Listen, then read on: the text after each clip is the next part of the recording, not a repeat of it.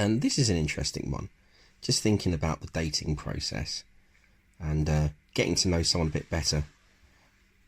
Couple of points. First thing, maintain like that neutral territory for dates. It is so easy to get sucked in to go to his place or him coming to your place, but what that does, it implies a greater level of intimacy that you may not want be, you're not looking for that at this point, or they may not be.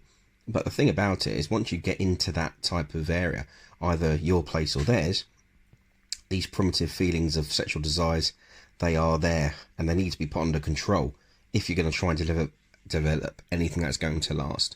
So by selecting your environment, one that's neutral, really does help. It's an old cliche, but go to a coffee shop, or for example somewhere where there's loads of people that you can make your beeline escape if you need to. But as you start to go to those different types of areas, you need to watch carefully for his reactions to things. Is he a hothead? Is he someone who is able to pause, or is he deep and reflect? Does he not say anything at all? Guys, they tend to show their learnt behaviour sooner rather than later, so you'll get a feel of what they really are like. And ultimately, you're in the analysis stage. You want to look as deeply as you can in the time that you've got in your dates for the type of person that you're trying to build a relationship with. I mean, he could be an axe murderer, but we won't go down that road. But you know what I mean. You don't really know who that person is, so you need to develop and look through and find out who they really are. And so on date 2, ? How much do you really know that person? Do you know what makes them laugh? Do you know what makes them sad? Do you know anything else about their character? What have you taken away from that? If that person has come out of a previous relationship, or you have, then they may be accustomed to some things. I mean, the longer the relationship, the more the sort of the habits that have been embedded over time. So it could be a level of intimacy that they're expecting, wanting to sort of hug and kiss and get back to that emotional level that they were before in a previous relationship. So that may be something that you're not really able to understand, or you don't want to give that. You're not at that level at all. But in that person's mind, the fact that you're together means that, that's the norm. So you've got to be absolutely clear on your boundaries, things that you are prepared to do and not prepared to do. And that's one of the things where if you have those dates or places where you meet at neutral territory, you don't actually have to do that. But if you do cross that line, it's really more for yourself. So, more analysis can take place, and this is a really important stage. So not going to different places where it's going to be very, very intimate, that person's previous life will then sort of like be taking hold of them, and then they may even get frustrated or annoyed because that's what they're used to, that's what they want from you, and you're not giving it to them. So it's like rah rah rah, but it's like you control that by what you accept and not accept. Remember, at this point, as I said before, you don't have really any clue of who this person really is.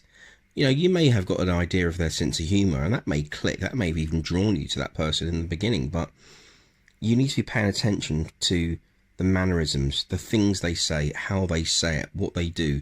You're being a detective, a bit like our old friend Columbo. We want to know who killed him in the beginning, but it's not supposed to be morbid, but you get the idea here again. It's about trying to be a detective. You want to find out as much as you can, because ultimately you're going to be putting your heart on the line, and you don't want to be going there without having a good understanding of the type of person you're trying to get connected to. If you are trying something new, maybe a load of relationships didn't work before, or you've been going for the pretty guy or for the pretty girl, or that person who's got loads of money, or that person's got nothing, and you're just trying something totally different, be reminded that the reason why you're trying something new is because you want a different outcome than the previous one. And that's a really important thing. You're looking to try to attract a different type of person. You're trying to formulate a relationship with someone who may have some different qualities, someone that may be better aligned to you than the previous ones. But I suppose the real question is have you really changed? Or is your potential decision making still the same? I.e., like, for example, if they were really physically attractive, would you let your guard down? Would you go to places that you shouldn't go just because that person is attractive? And ultimately you're gonna, you'll hurt them. But then you actually find out that person's a dick later on, but you've gone too far at that point, or the other way around, or you're hurt by them because they're being ruled by that type of desire and not sort of wanting to develop a good relationship. They're only seeing you as that sort of sexual person. It's so important from that point to really think about what you've learnt and how you judge people. And I don't mean it in a bad way, but it's the fact of what's your process of actually trying to build that relationship. And are you attracted, just going for the physical attraction, or are you trying to look for something deeper? And if you are, you need to give yourself time to be able to develop those types of characteristics, or to tease those characteristics out of that person.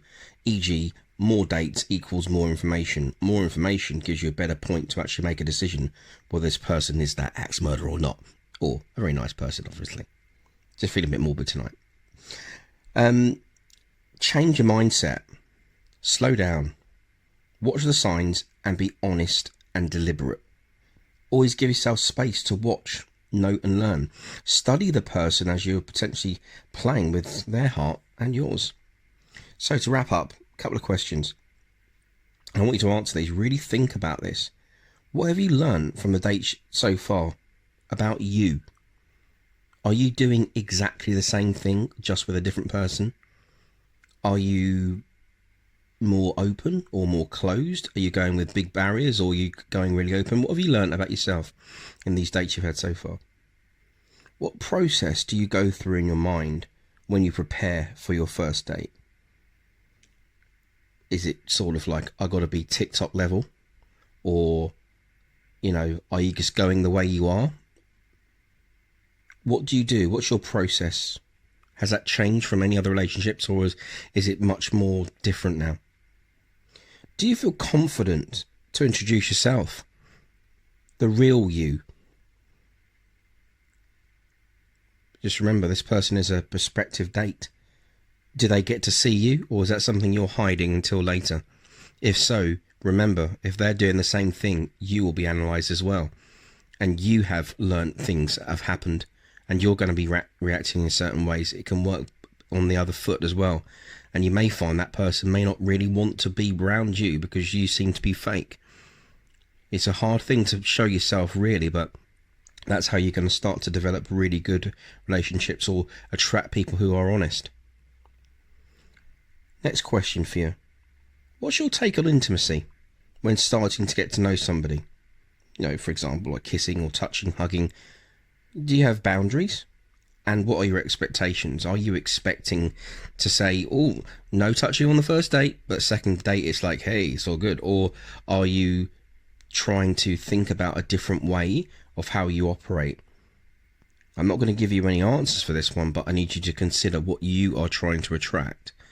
Think about what your expectations are. Think about what you actually want to have in the long term. And the last one for you is, what have you learnt from your dates about your date?